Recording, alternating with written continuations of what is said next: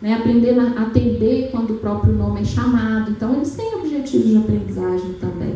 Apesar dos ganhos deles serem lá, né, de objetivos da educação infantil, mas são ganhos e a gente trabalha com eles também. Pode passar. Então, a gente precisa pensar também quando é que a gente está diferenciando, porque é necessário diferenciar, porque é preciso, né, de acordo com as demandas daquela criança, e quando é que essa diferenciação ela vira uma discriminação ou uma exclusão.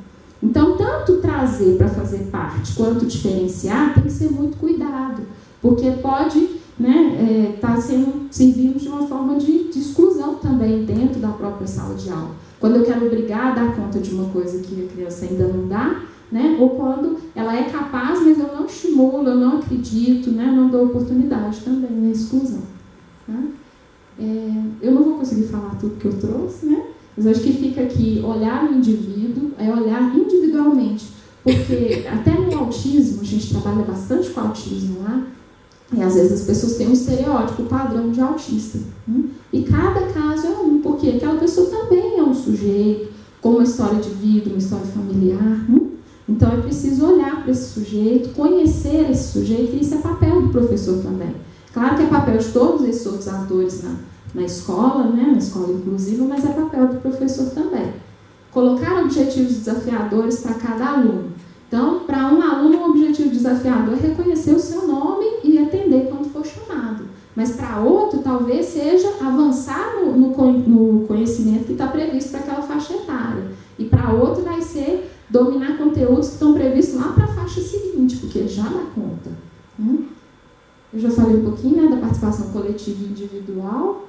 O PEI, que é o Plano Educacional Individualizado, é um instrumento que a gente usa para esses objetivos diferenciados. Tá? Tem tempo para encerrar? Tá bom. Então, vou encerrar, gente. Obrigada, viu?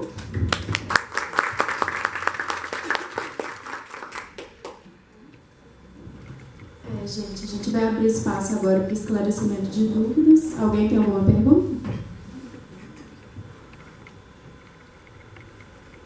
Ninguém? Ninguém. Ah. Então, primeiro eu gostaria de... Então, boa tarde a todos. Primeiro eu gostaria de agradecer. Eu acho que a fala da Ana Cristina e a fala da Priscila foram muito importantes para todo mundo que trabalha com educação, né? Seja no nível da sala de aula, seja no nível de formação de professores, como é o nosso caso.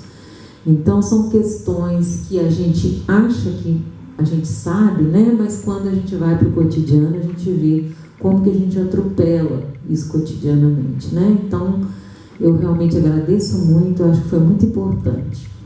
É apenas uma questão que eu acho que eu gostaria de ressaltar na fala da Priscila, que é o seguinte: tem um lugar aí, Priscila, que você falou de estímulos adequados, não é isso? E aí eu fiquei me perguntando assim, estímulo não é muito behaviorismo, não, né? Fiquei pensando. Depois eu me peguei pensando como que a gente, na verdade, tem atitudes que não compreendem, não fazem uma empatia, como a Ana Cristina bem lembrou, das pessoas que têm essas condições, né? Então, para alguns casos são recursos, mas para outros casos são estímulos mesmo.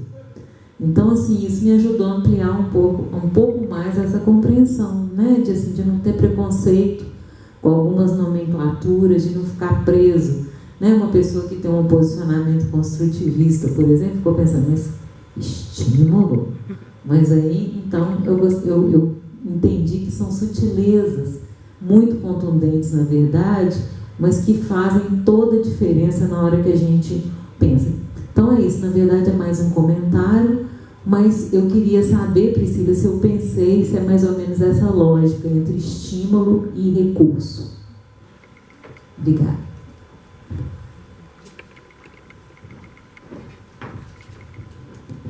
Bom, eu trouxe bem a partir da prática, então eu posso ter escorregado mesmo na questão conceitual. Mas, de qualquer forma, eu acho que esse pensamento ele é muito interessante mesmo entre o estímulo e o recurso, porque a gente, na prática docente, a gente acaba trabalhando com as várias vertentes, né, do conhecimento. Eu, da minha escolha pessoal, eu gosto muito do construtivismo, tendo a trabalhar nele, mas é importante isso, da gente pensar que, às vezes, uma abordagem que é mais de uma área ou de outra, por exemplo, a ideia do estímulo, tem a ver com o behaviorismo e tudo, mas a gente tem recuperado ele muito, por exemplo, no... eu esqueci o nome agora, no TCC da psicologia. Eu não estou lembrando o nome, mas é uma ideia, uma outra abordagem que tem a ver lá com essa origem lá do behaviorismo, mas com uma ideia mais pensada e tudo, e que funciona melhor para o autismo do que quando a gente vai para uma área muito aberta que acaba desorganizando e confundindo. Tá? E eu trouxe também essa questão dos alunos que estão lá aprendendo a linguagem, então a gente trabalha com a ideia de estímulo mesmo, de eu vou aqui, ó, ele quer água, né? Então eu tiro a garrafinha de perto, aí ele vem, leva a mão, aí a gente vai inserir, no caso, quando é surdez, o símbolo de Libras, ou mesmo a prancha de comunicação alternativa, que ele aponta para o símbolo, então ele veio aqui pegar água, eu tiro a garrafinha e levo a mão dele no símbolo, né? Ou faço ele com a mãozinha dele o símbolo em Libras, né? Até ele associar que aquele símbolo corresponde àquele objeto, para daí a gente conseguir partir para coisas mais abstratas, bem a partir do concreto mesmo. Tá?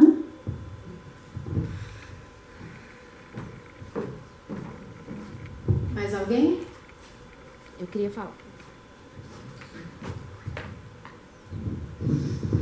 Professora Ana Cristina, Priscila, primeiramente eu queria agradecer a fala de vocês, dizer que estou maravilhada, que eu já aprendi outras coisas também, a partir de outras perspectivas. Professora Ana Cristina, você trouxe a questão do ensino da matemática para pessoas com deficiência, né? E aqui tem algumas falas, principalmente, que a gente já ouviu, inclusive, dentro da universidade. Primeiro que a gente já sabe, um senso comum fala que matemática não é para todo mundo, né? E eu já ouvi dentro da instituição de que há uma pessoa com deficiência, por exemplo, visual, a matemática ela é muito abstrata, então dificilmente ela conseguiria dar conta de fazer isso. E isso nos causa, particularmente, assim, um incômodo muito grande, né? Porque a gente sabe que tem as limitações, mas também a gente tem que pensar essa possibilidade, né? E aí, meu questionamento para você é o quanto, aí pensando no campo do ensino superior, da formação de professores, o quanto a gente está conseguindo, de fato, levar essa, eu não vou dizer nem esse conhecimento assim tão profundo, mas essa sensibilidade, esse entendimento de que a gente precisa, de fato, promover uma educação na perspectiva inclusiva.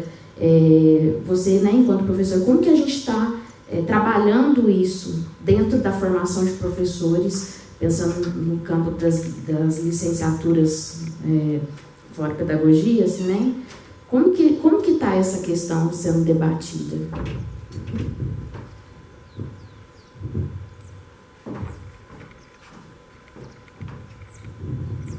Eu não vou saber dizer de forma precisa como que as diversas licenciaturas estão lidando com isso, porque nós estamos no final de um processo de atualização dos projetos pedagógicos, então eu acredito que as minhas informações são mais antigas, que quase não estamos lidando, ou lidando muito pouco. Eu acredito que nessa atualização, pelo fato de as diretrizes curriculares para a formação de professores de 2015 serem bem exigentes, graças a Deus, em relação a vários aspectos, acho que algumas mudanças, mesmo que seja por força da lei, devem ter sido incluídas em todas. Uma questão interessante que eu acho que a UFOP está desenvolvendo, e a primeira experiência vai ser agora nesse semestre, são os módulos interdisciplinares de formação, os MIFs.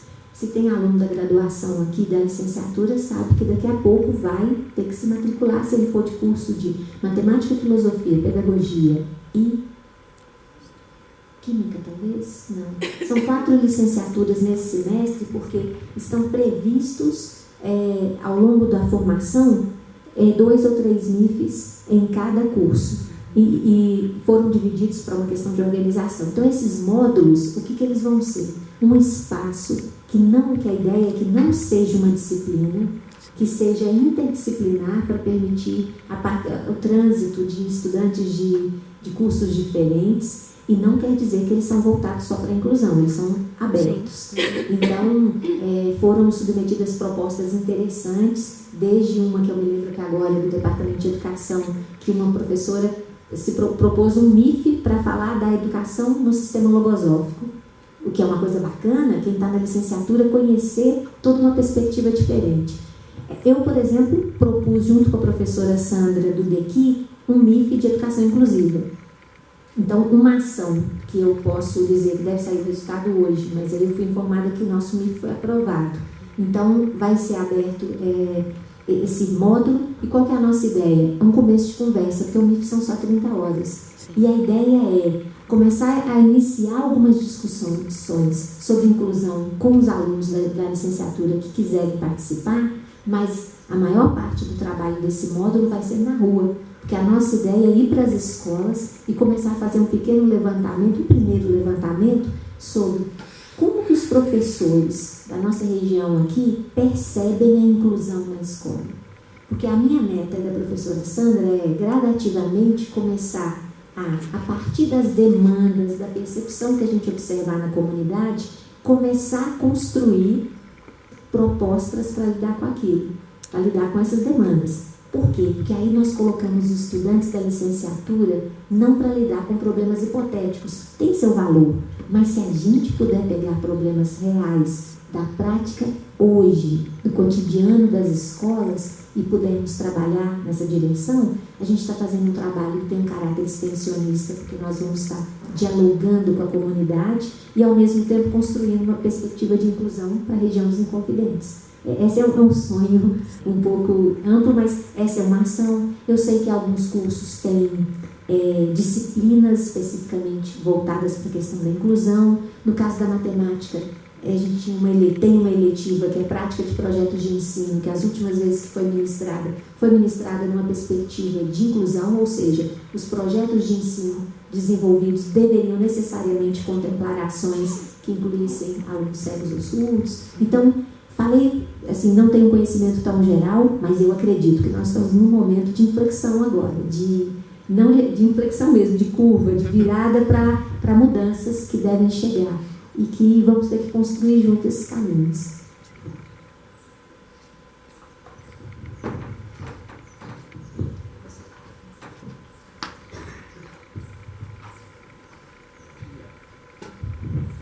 Boa tarde, meu nome é Edson Gabriel. Contar a experiência para vocês que eu tive, eu dei aula para EJA e tinha 2 pessoas surdas na sala. E eu falei assim, nossa, e agora? Como é que eu vou abordar essa pessoa? Como é que eu vou me comunicar com ela? Eu já tinha feito matérias de Libras e, ao pouco, eu fui me dando bem com eles, mas eu percebi que a perspecção de vida deles era muito maior do que um aluno que estava ali assistindo a aula de física. Ele queria aprender só de forma diferente. Eu acho que a pessoa que hoje atua na licenciatura, e se a gente reparar não só na área de licenciatura, como todas as graduações, né? Hoje a gente tem que preparar para o mercado, porque o mercado é novo, né? Vamos supor, antigamente não era obrigatório Libras, hoje a graduação já tem, né? Principalmente na área de saúde, na área de educação em si. Mas o que eu achei mais difícil nessa abordagem foi a questão da estrutura das escolas, né? Que muitas vezes a gente não tem um amparo. E o mais legal foi quando eu comecei a descobrir o lado deles, né? Como é que eu expliquei uma aula de física para eles? Força. Peguei uma caixa, desenhei um F de força, um vetor para frente e como se fosse muito forte. E aí eu comecei a ter interação com eles através de materiais, como vocês fizeram, né? E foi um aprendizado para mim e para eles também. Aí teve um dia na sala que chegou uma caixinha menor. Eu falei, e agora? Vamos ver o que é, né? Aí ele queria saber uma força em cima da outra, o que poderia dar. Aí eu falei assim, pô, então agora eu tô tendo essa interação entre aluno e professor, e conversa. Mas o que eu mais fiquei feliz sobre isso foi que depois que eu fui fazer um estágio, eu não sou da área de licenciatura, eu conheci várias pessoas com outro tipo de deficiência, já incluídas em empresas, onde nós, pessoas que não tinham nenhum tipo de contato, ou nenhum tipo de abordagem, ou nenhum tipo de acesso a eles, começam a trabalhar em conjunto. Isso é muito interessante, né? E aí eu peguei para fazer uma parte de um evento, eu sou da área das engenharias, onde tinha um rapazinho que ele foi contratado pela empresa como um terceirizado, só que ele tinha síndrome de Down e ele tirava fotos magníficas. Ele era responsável pelas fotos do evento. Então aquilo ali trouxe uma noção do que a gente tem que aprender para estar no meio deles. Porque na verdade quem está aprendendo é a gente, né? Porque como a gente vai abordar essa mudança? Porque hoje você entra numa página de contratação de emprego, tá lá, perceber. E está contratando muita gente. Você vai na Vale e tem mais de 40 funcionários, né? Então, eu acho que a maior dificuldade é a gente levantar e falar assim, ó, quem tentar adaptar nisso aí é a gente. A gente tem que ver formas de ensino melhor, analisar a estrutura melhor de ensino, igual vocês falaram. Outra coisa, o espaço. Como hoje tem pessoas que não têm deficiência e param de ir à escola porque não tem um espaço adequado, não traz nenhuma situação favorável para ele estar estudando, que ele chega lá, a escola está pinchada, está quebrada. Da mesma forma são eles. A gente tem que ter um espaço interativo sobre isso, lugares que as pessoas tenham mais facilidade de se comunicar e trabalhem isso. Eu acho que isso é o mais interessante. E depois a minha dificuldade virou uma coisa tão fácil de conviver, que acabou que eu comecei a evoluir com um processo até de quadrinhos, sem usar Libras, e depois fui usando Libras com isso. Então foi uma forma muito legal de ter um contato com pessoas que eu não tinha, com a experiência que eu não tinha, com a dificuldade que eu não fui preparado para isso, né? E eu saí muito super feliz, porque o papel de tentar ensinar e passar aquela informação, ele foi correspondido, e foi correspondido de uma forma tão interessante, que eu cheguei em casa, fiquei super emocionado, conversei com minha mãe, falei, não, mãe, consegui interagir a turma, apresentar o trabalho. E aí eu fiz uma forma diferente de ensino, minhas provas não eram mais escritas, minhas provas eram totalmente feitas manualmente, e todos participavam, né?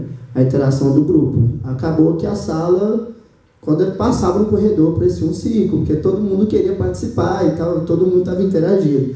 Então acho que o maior desafio nosso é a gente se adaptar a isso, analisar o que tem que mudar e mudar rápido, porque não tem como, o mundo é global, então a gente tem que estar trabalhando com isso. É uma experiência ótima, quem tiver um dia vai gostar, é muito bom, é prazeroso, você fica muito feliz, porque é uma dificuldade que talvez essa pessoa tenha, mas você tenha muito mais e você tem que evoluir com ele, né? E é muito interessante você saber que uma pessoa que talvez há um tempo atrás estaria excluída do mundo, hoje ela não está mais, né? Hoje ela participa do mundo e participa muito, né? Então é só isso, um desabafo aí sobre isso. Eu não sou da área de licenciatura, mas vim com o maior prazer. Foi uma experiência muito boa para mim. Foi o primeiro contato que eu tive, que eu tirei uma carteira para começar a lecionar de noite. E é isso, minha experiência para vocês. Quem não fez, faça, continue, porque é muito prazeroso, é muito emotivo. E é isso aí. Obrigado pela palestra também, adorei.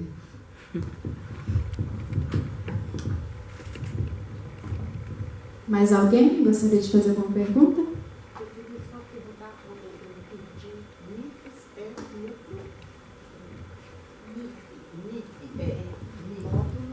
módulo disciplinar de formação. Mais alguém? Bom, então a gente dá por encerrada a palestra. Queria agradecer a todos vocês pela presença, a Ana Cristina, a Priscila, e a ficha de inscrição está aqui, para quem quiser assinar, já está aí, né? Eu posso, antes de encerrar oficialmente? Claro. Vocês não perguntam, eu vou perguntar. Um monte.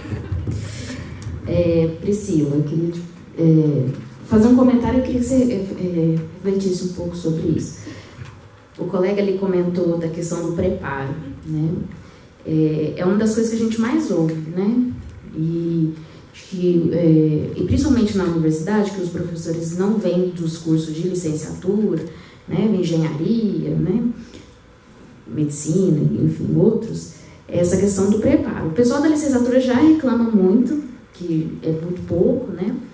E aí eu fico pensando até quanto preparo, ter esse conhecimento, acho que o professor também pode colaborar, é tão diferencial assim, né? Por exemplo, eu entendo e sou a defensora da gente estudar, a gente precisa entender, mas eu acho que às vezes as pessoas se escondem um pouco atrás dessa fala, né? De falar, eu não tive preparo, então acabo deixando de lado. E aí tem uma outra fala que me incomoda muito, que eu tenho mais tantos alunos na sala, como que eu vou me dedicar, né, para aquele aluno? Então, eu estou prejudicando outros alunos. E aí, no exemplo que o colega colocou, né, ele fez a mesma atividade para todos, né, não precisou pensar em coisa, né, um para isso, outro para isso, outro para aquilo. Queria que vocês falassem um pouquinho sobre isso, assim, né, a importância do conhecimento, mas também eu acredito que tem outros fatores, né?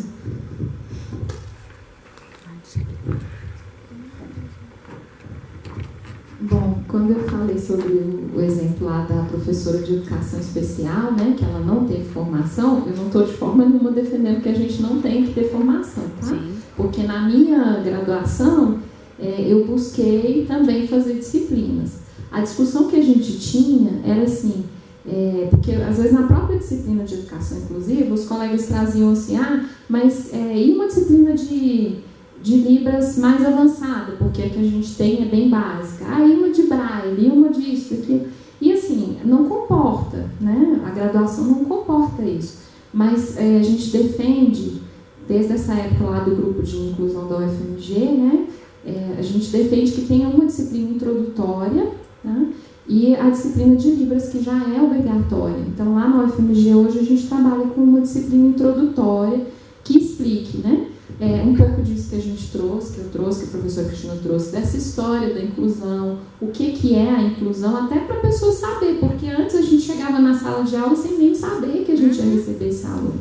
Então, que explique, que dê assim, noções mínimas, né, do que é cada área de deficiência, mas tem um trabalho que é de cada professor. E assim, eu trabalho com inclusão já há algum tempo, trabalhei lá na educação básica, né? Continuo hoje como pedagoga, não mais em sala de aula, tanto dando suporte para a educação básica quanto superior lá no UFMG. E cada dia aparece um caso, então tem hora que aparecem umas síndromes assim que a gente nunca ouviu falar. E aí a gente vai correr atrás e estudar também sobre isso. Então esse trabalho de estar sempre se atualizando, ele chega também caso a caso, porque não adianta eu ter todo uma enorme quantidade de recurso, né? E aí eu não tenho aquele aluno, mas é mais importante, às vezes, na hora que eu tenho aquele aluno, eu buscar recursos para aquela especificidade. Então, tem umas coisas padrão, né, para cada área de deficiência, mas tem coisa que é só caso a caso mesmo, é só a partir da experiência prática. Respondi? A professora. Eu vejo a questão em 3 aspectos. Um primeiro é a própria estrutura da licenciatura. A meu ver, o forte da licenciatura ainda não é formar o profissional professor. Nós ainda estamos com um modelo de licenciatura, somos um país ainda muito jovem em termos de educação. A primeira licenciatura em matemática foi de 1934 na USP, para chegar à primeira licenciatura em matemática, do primeiro curso de matemática, melhor dizendo, do Brasil. Então, nesse país continental, até chegar a se disseminar, ou seja, nós estamos engatinhando. Nosso modelo de formação ainda, por mais que as diretrizes tenham forçado algumas mudanças, obrigado a ter um número maior de horas de estágio e um número maior de horas de prática como componente curricular, a lógica por trás do modelo de formação ainda é aquela: estude o conhecimento específico, matemática, você estuda como se fosse para fazer engenharia ou qualquer outro curso que precisa dos cálculos básicos. Mas você está formando para ser professor. Nós estamos ainda tão primeiro é o sistema. Nós precisamos começar a pensar em conhecimento específico do profissional. O conhecimento matemático específico do profissional professor é distinto do conhecimento matemático que o matemático precisa para desenvolver a teoria matemática, que o engenheiro precisa para construir uma edificação, que qualquer outro curso que usa um pouco de cálculo, a matemática tem uma função própria no curso dele. Só que eu passo a maior parte do tempo estudando, e aí apliquem nas áreas de vocês. O professor de história não é o historiador, ele tem que saber construir um tipo de conhecimento específico com os alunos, e nós passamos boa parte, não somos nós o FOP, somos nós, Formação de Professores Brasil e boa parte do mundo.